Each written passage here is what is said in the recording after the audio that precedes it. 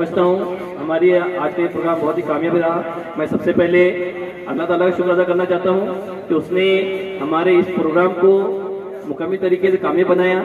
इसके बाद मैं हमारे नईम फराज सर, मकबूल अहमद सर, जिन्होंने सफ़र की तकलीफ बर्दाश्त कर वो यहाँ तक पहुँचे और हमारे पूरे इस वर्कशॉप में शुरू से लेकर आखिर तक यहाँ पर हाजिर रहे। इसके बाद मैं इस नगर परिषद उर्दू स्कूल नंबर 1 के सदर मुदर्रिस मोहतरम मुख्तार सर का खुसूसी तौर पर शुक्रिया अदा करता हूँ कि जिन्होंने हमारे इस प्रोग्राम को यहाँ पे करने की इजाज़त दी और भरपूर साथ दिया। साथ ही साथ उनके स्टाफ का भी मैं शुक्रगुजार हूँ जिन्होंने बहुत ही अच्छे तरीके से हमारे इस प्रोग्राम को कामयाब बनाने में साथ दिया।